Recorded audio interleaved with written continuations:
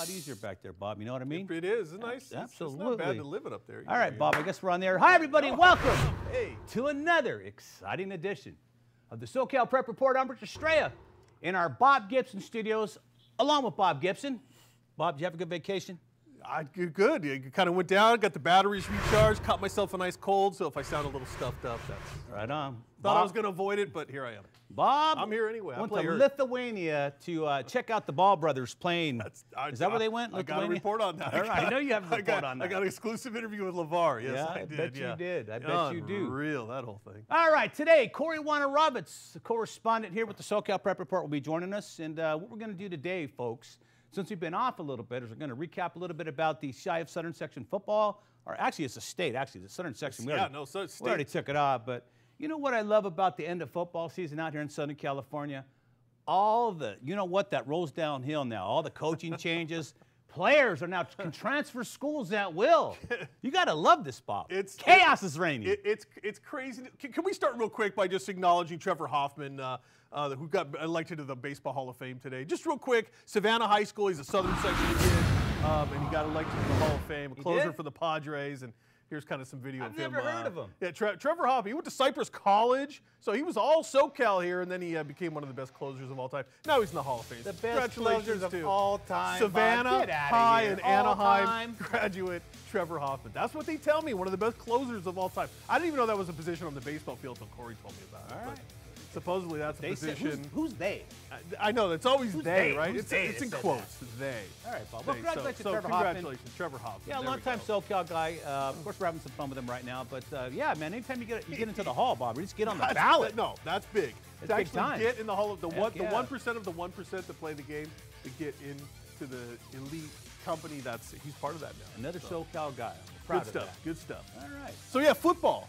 Should we wrap up a little football here, because that's really what it's the coaching carousel and the way it's turning in Southern California. We'll talk about it. Let's drag Corey up here right now, though. I don't want him to miss a beat. You know what I mean, Corey? You dialed up and everything. Bring Corey. You got to do a lap. You got to go around, Bob. There you go. Here comes Corey, all the way around. Can't just walk. And then you get all the way around. What are you doing? You better. Coach White did it. Come on. All right. Coach White's a Heisman Trophy winner. Yeah, oh, that's right. I forgot. He was the Heisman Trophy winner, and Corey's not. Corey's not a Heisman Trophy. You didn't win a Heisman Trophy, did you? Never. Okay, all right. Corey, I got to ask you. First of all, this is Corey Warner-Roberts. You guys got his name up there? Can anybody pronounce your name without pulling a muscle in their tongue? Because I pulled a muscle twice already. Just my parents. Man, you have a lot of consonants in your name. It's easy. I'm just saying. It's woe in a row, ICZ. That's right. Woe in a row, ICZ. There you go. Of course, I spelled it wrong in my. I've had your number for many years, but of course I spelled it wrong. On the radio, you never see anybody's lower thirds there. He's just Corey. Anyways, Corey's been around a long time, and he's going to be actually going to be our baseball guy for show. But you follow all kinds of sports. You're coaching high school basketball, you're dealing with baseball. But Bob, let's get into football. When we left. There's no doubt about it. Mater Dei is #1 in the country. Yeah, no, that was proven out. Mater Dei won a national championship. So they did. They won league, CIF, state, and national. They did everything you can possibly do. And I think we pretty much left it there. I talked to Coach Rawlinson. He said best team he's ever coached in his tenure at Mater Dei. No surprise there. We kind of left it open to everybody, all the reporters. Best team ever, best team of all time, and I don't know, nationwide, you can't say that, but best team in California state history. I think you have to throw it out there. I don't know about history, there would have been a better but I'll one. go every year. Everybody says, "Oh, the greatest team in history, greatest team in history." You know, no, there's a lot of great teams that go on with that. But let's not lose sight of the fact now that it's a team that was put together of all-stars because they could do what other high school teams can't. They can recruit kids and have them come to their school where the public schools can't. This is an age-old argument. It's been around a long time. But I've seen some public schools that I think could take Mater Dei. It's a deeper argument. It's one we can get into when we have more time. Well, we can. But you're right. A private school where people pay to go and be part of that private school, you're right. Then you have the chance to say, hey, anybody out there, you can come play at my school. You're right. These coaches don't even coach in those leagues. At the neighborhood high school on the corner, you take the kids who live in your neighborhood. That's what you get. Well, and so you kind of ebbs and flows. It's hard to keep a public school program. We see it out in Centennial. Matt Logan does it every year. That's a public school that does it. Right. Mission Viejo does it. They're a public school. So there are some public schools that are able to do it. Most can't. Well, those guys could actually coach. That's why they're doing it, Bob. You're absolutely right. You know. Those guys stay there and they build a program, not just there for a couple of years. They stay there and build long-time programs. Before we get into that, let's not rain on Modern Day's parade. They earned it. They are the national champions this year. Great team. They were never in a game with anybody this year, which is very impressive because at some point, especially in a Trinity League situation where everybody else gets to recruit too, so you're on a level playing field with that. But the fact remains, to go through the gauntlet the way they did and go through the CIF Southern section and the state without even really being challenged at any step of the way. Destroyed every team in their path, including De La Salle, the Northern California champion came down, and they got beat by 4 or 5 touchdowns. So, I mean, you're talking about the best team. JT Daniels has now left Mater Dei a year early. He's going to go to USC. Now, wait a minute. Now, that's something that's bothering me now. Right? Yeah, he's got enough credits to graduate with this class. He can graduate now. Big mistake, dude. Big mistake. Is it? I don't know. Huge mistake. Bob. Because I think there's an opportunity with Sam Darnold leaving USC. No, there's no opportunity. There's no real heir apparent at USC. I think here's why JT goes in and wins the starting quarterback position at USC. As a 18-year-old freshman who should be playing his senior year in high school, he's going to go win the job Larry, at USC. Get the men in the white suits and the Nets coming out here right now and get Bob, will you? Hello. Listen, jacket for one? That's crazy, man. But okay. That's my prediction. Craig, what do you think of that? Leaving high. In essence, what you're saying is a true senior, not a true freshman, but a true senior in high school is going to lead your team. Not going to happen. I don't care what anybody says. I'll say it right here, right now. It's not going to happen. Not the first time Bob said something outrageous, and as Stephen A. Smith would say, blasphemous. It's not the first time you said something crazy. Look, we're not talking about Johnny Pepsi that just graduated high school. JT Daniels is another level of high school athlete. This is a kid. He's an elite quarterback. This is a kid who's ready to take that jump. I believe. Now, ultimately, will it happen? I don't know. You're right. It's a big jump for anybody to do. But we've seen true freshmen. We just saw a true freshman win a national title. It's not at like Alabama. It's Come not on, like a true freshman. It's not like his stock is going to go down. If he has a bad year at Mater Dei, it's not going to go down. He's already got his deal. But why don't you come back and enjoy your senior year? Injury is the only thing that could have stood in the way. Oh, what else is he going to If you think you're going to get hurt, you're going to get hurt. Plus, it's a lousy way to judge that. Go out on top, right? The best team ever. Quarterback of the best team ever. And if you're JT Daniels, not only do you have college on your mind, you have professional aspirations. Bad precedent. Bad precedent right now. As great as he is, he had a great line in front of him. He had receivers. He had everything. He's not going to have that at the next level right away. He had the best offensive line we've ever seen put together on a high school football. So to think you're going to go in there. Bosco, the year before. Well, yeah, Bosco had a pretty good one too. Right. You're right. So I just don't see it. Did Rosen come out early? No. Did Darnold come out early? No. Rosen got hurt. So what? Right? I mean, now Rosen and Darnold are leaving 2 years early to go into the. But that's 2 years. That's not foregoing your senior year of high school. I think it's a waste of time. I hear you, but he thinks he's ready to make that jump. And he's ready to go be a USC Trojan.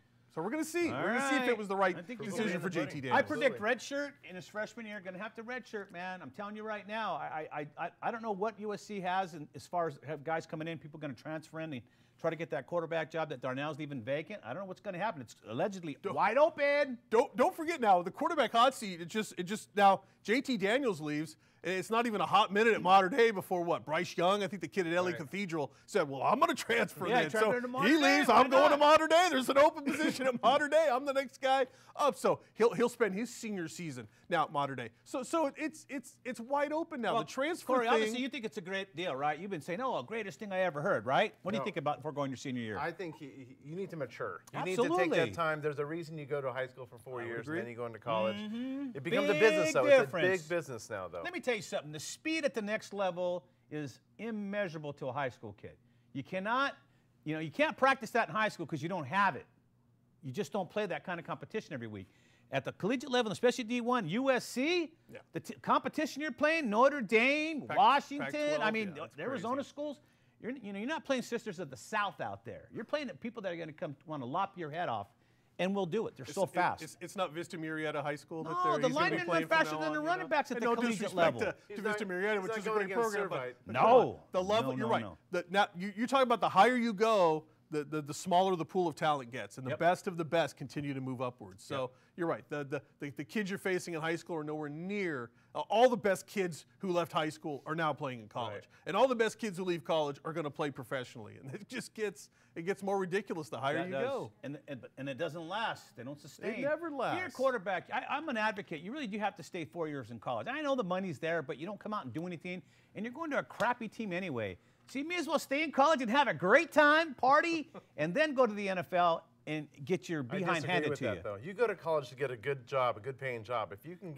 If you're a top 1 or 2 round pick and you're going to get guaranteed money, take it. You only get one opportunity to do it. Corey, you know this is all tongue in cheek, right? You think we're really taking ourselves serious here? And in case you didn't notice, the new head coach at UCLA is Chip Kelly. Right. Yeah. You think Josh Rosen fits into a Chip Kelly offense? I don't think so. No, Rosen, it was Rosen's time. That was real easy for him to make that decision. I told you after Rosen's freshman year at UCLA that Moore wasn't the coach for that team. And you said it. And you were going, no, national championship contender. I didn't go that far. Yeah, you did. You said Super Bowl is what it was. Super Bowl. Super Bowl for Moore at UCLA, right? Yes, sirree. Okay, listen, while we were gone, something else happened that is just, to me, you've been trying to sit on Pandora's box all this time, you're putting 2 and 3 dudes on it, and it came out. CIF finally relented. You can now transfer to any school you want whenever you feel like it. Kid, is that you really can true? be the new Perry Klein. Of course, Perry Klein was the originator of this. Klein, yeah. Remember Perry Klein went to Carson? Yes. He won 3 CIF championships with 3 different high schools in 3 different sports in the same year. His dad was an attorney, by the way. And he figured out how to do it. That lawsuit, baby. Anyways, it should be called the Perry Klein rule, where they said you cannot transfer to another school. Once you're there, you're there. If you do transfer, you have to sit out a whole year. And then it turned into where, okay, 5 games, half your season. 30 days. And now it's like, all right, you know what? Later, you can just transfer. It's wide open. Now all these travel teams want to come together and make a super team. Let me tell you something. That never works, all right? The catchphrase was athletically motivated transfer. You cannot have an athletically motivated transfer. Now you can. Come on, really? Heck What yeah. What other reason was there to transfer? For the robotics? You're right. You think this quarterback who can run a 4.5 40 whatever was transferring because the chemistry program is better at something? Come on. We all know they were athletically motivated. If indeed this is true and they're opening it up, it's probably for the better of everything, because all the headaches involved trying to decide who was transferring for this reason or who was transferring for that reason. If kids want to go to another school, at this point, let them go, because basically they're finding ways to have to go to a private school. They're going to pay. Someone's going to have to pay for that kid to be at that school anyway. So the problem is, and some people have already pointed this out, is there's a lot of reasons why this should not be happening. There just is. It's a long list of reasons why it shouldn't be. Now all these kids, this is what happens at the collegiate level, okay? You think you're that good where you're one and done and you're going to go pro. Well, guess what? You hear about all these one and done guys, there's thousands of them every year that come out and they don't get drafted and they can't go back to college because they already declared for the draft. Same thing in football. Once you declare, you're done. No more eligibility. And how many one and dones make it? Let's be honest. Maybe 1 or 2, maybe. And there's thousands of you out there. Don't do it. So basically what's going to happen now is people are one and done. You don't really get a fan base. You get a guy in there, oh, yeah, we got the best quarterback in the nation coming in. Well, guess what? You're only going to have him for 1 year. You can't build a fan base like that. There's no way. It's going to hamstring programs where you get a kid that comes up through the neighborhood who's a once-in-a-generation talent, and you think, great. You see schools, let's just pull a name out of the hat, Norwalk, for instance. Let's say a kid grows up in the neighborhood there. He's a generational talent. Hey, Norwalk has a great chance to be a CIF championship program for a while. That's not going to happen. Now that kid's going to go to Bosco, or that kid's going to go someone's going to pay for him to go to school somewhere at a private school. Yeah, they'll have to pay. Right, and so Bosco, now then he's going to go to Margarita, then he's going to go to It's funny he mentions Norwalk, because who was the leading rusher in the country this year? The kid from Norwalk High, Penny. Who's in the I NFL? just pulled that on Atlanta? top of my head. Penny. Maybe I was thinking. They got another Penny coming out of Norwalk High. It's just as good as his 2 brothers. You're going to have a lot of NFL stars in that family. Well, the point is right that some of these programs, the Centennials won't suffer, the Mission Viejos won't suffer, but it's the true neighborhood school that once every 6 or 7 years has a chance to compete. Now they won't. That kid's leaving. Here's my point. That kid's out of there. The one and done guys, they go to college, and what I was saying, nobody finishes. What's going to happen in high school now? I'm in the 8th grade. I'm the greatest thing coming out of my NJB or my little youth league, and I think I'm all that. Now I want to transfer to a good school. I'm not going to study because I'm going to the league, baby. Yep. And it's going to have a bad effect. It's going to just reverberate the wrong way. going to backlash at everybody. It's going to come back to haunt all these kids because we're just playing into that. I'm great. I'm transferring, and it's no longer about academics and learning anything. So does any of this lay on the CIF and in that committee? And CIF can't afford it, man. No, I would agree with you They there. fight lawsuits every year with this transfer stuff. Look at Perry Klein. Look at Perry Klein, for example. You know, his old man was filing lawsuits every week because he knew the city section or the southern section couldn't afford to fight him. Modern day, as I've read recently, well, got $100,000 in a lawsuit for 2 players they tried to get transferred in, and the CIF said no, they're not eligible. Of course, it hurt the basketball team and the football team, but they sued. These groups know that they can't afford to keep fighting all these lawsuits from these people that want to transfer. True. They have to relent. That's the whole basis of this, to save money. Yeah, I got you, man. Got you. So, I mean, that's where you go with this. I mean, there's no other way to look at it. Yeah. The collegiate level, these kids don't finish college. Some of these high school athletes aren't even going to finish high school. It's a trickle down. It's a trickle down. What happens when that kid's unhappy because he's not playing? Because Corey's kid came in there and took the spot. Yeah.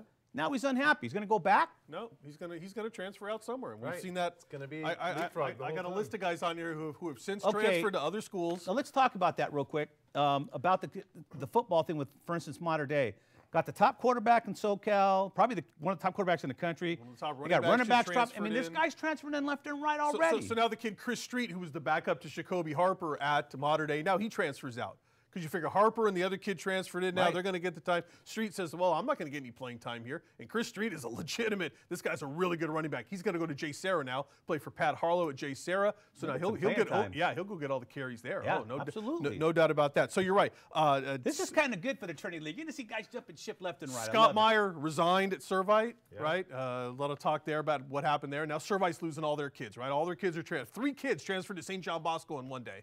Gone. All those kids are gone to Bosco now. So these kids, it's just a roulette wheel. Spin the wheel. Who's going to get which kids now? Right. They're all just taken off to other schools, and that's the way it is now. Now we'll see. We'll find out who the new coach is at Servite, and I'm sure some kids will want to transfer into Servite now. He'll bring some guys. He'll bring some guys. Corey, you sure of that? I hope so. Troy Thomas is out there. Troy Thomas left Crespi. You left Crespi? No, he left Crespi. He's back at Servite? He resigned at Crespi. Where's he at now? No, he's a free agent. Okay. Troy Thomas is out there. Surface again. It's like Kurt Flood all over again. It's Right. free agency in high Yeah, school. it is. It's fantastic. I told you, this is a big mess, guys. We're just getting the tip of the iceberg. You know, this is going to be a rock in a lot of people's shoes for a big while, time. and Big we'll be here to try to pick those rocks out and put some more in, depending on what side of this thing you're on. Hey, real quick, let's go to Carlos, our boy Carlos in High Desert. Peña's in the High Desert. High Desert. I know it's all about soccer, man. He's our soccer guy. Let's go to Carlos right now.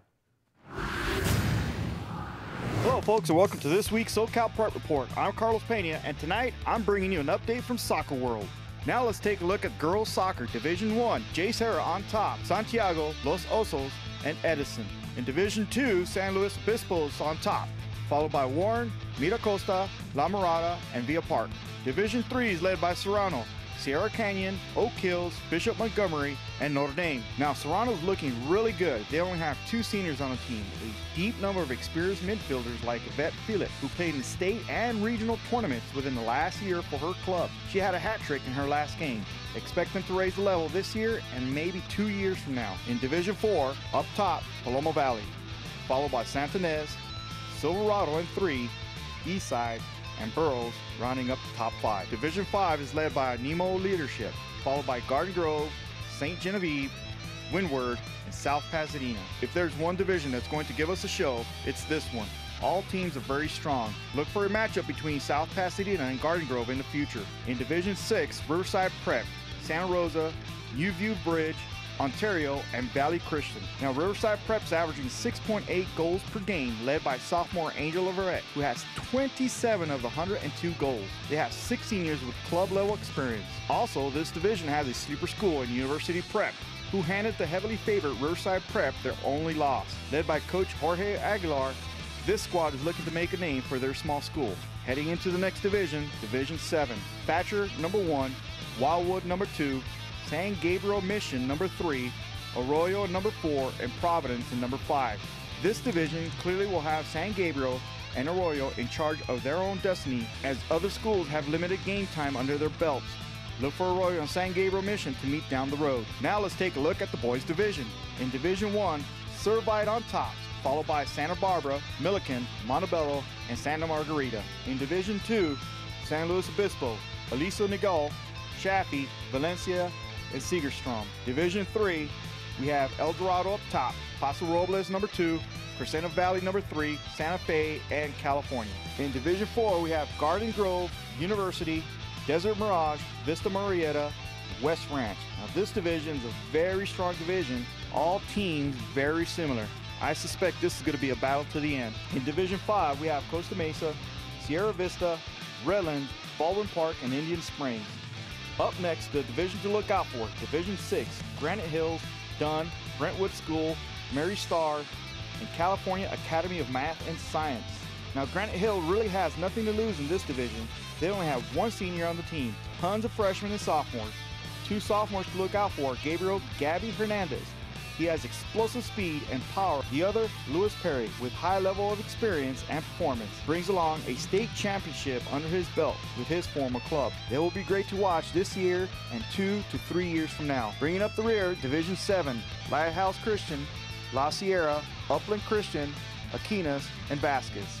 Looking at this division, Aquinas clearly the favorite even though they're in 4th place. Rich, Bob, that concludes this week's SoCal Prep Report. I'm Carlos Pena bringing you Southern California soccer. Back to you in the studio.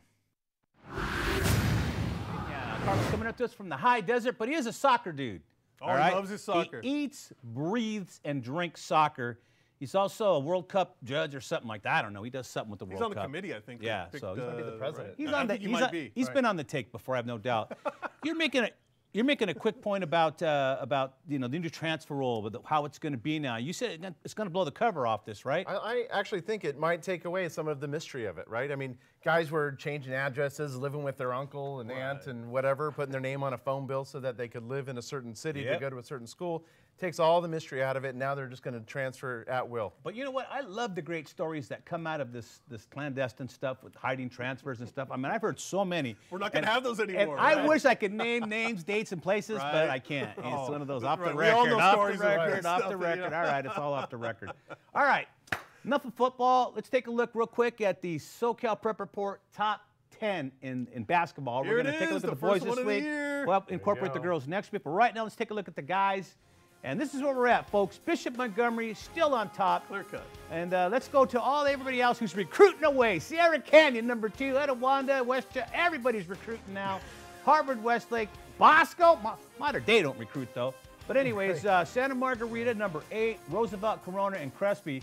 And I got to tell you, that Corona area out there with Corona Centennial, Roosevelt, Santiago, yeah. There's good those guys are basketball beating the snot out of each other every week. It's great. There's good basketball out in the Inland Empire. East. Yeah, it is. It really is. It really is. Yeah, there's other schools out there. But anyways, that's what we're looking at. Don't forget, Bishop Montgomery, the reigning national champ, guys.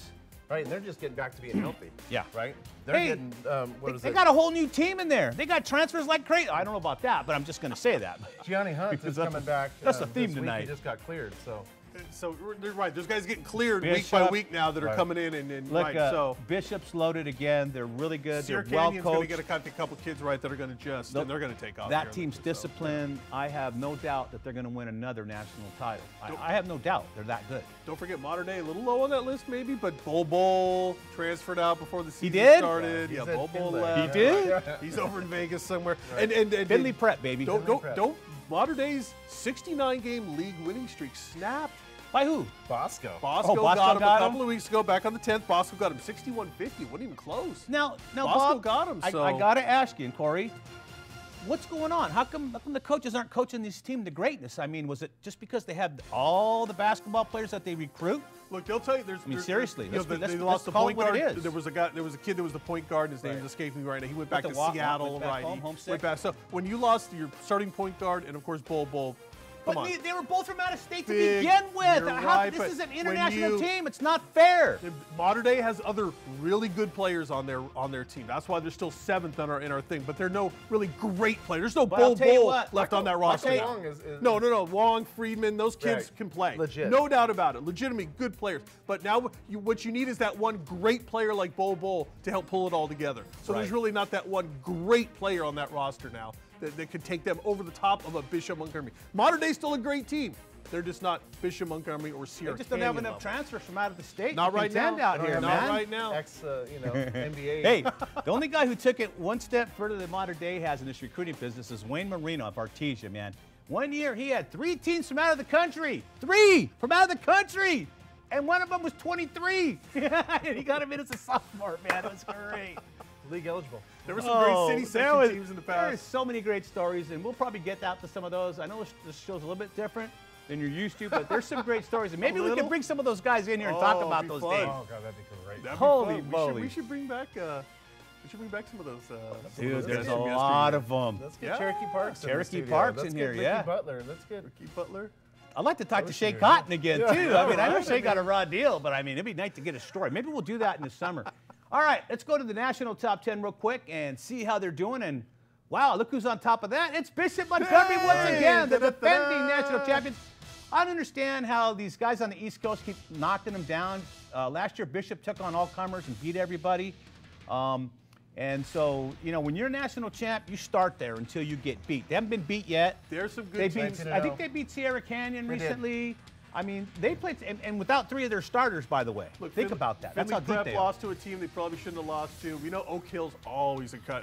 Oak Hill's got kids they say are 15 and look 40. I mean, that's, you know, Oak Hill's just a monster every year. And You know, the surprise here for me is Etowanda, right? yeah, How does Etowanda end up in the top 10 nationally?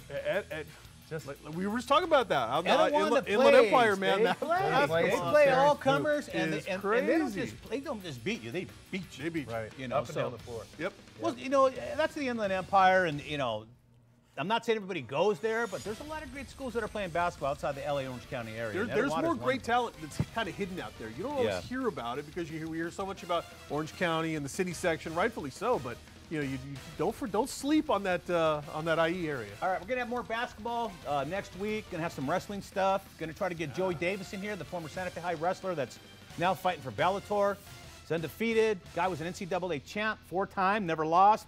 Going to hear his story, but we're going to have a lot more diverse stuff coming up. We're going to talk about more girls basketball next Yeah, week. absolutely. As long as, but right now, we're going to put our attention to Randy Rosenblum, our beloved, esteemed colleague, Randy Rosenblum.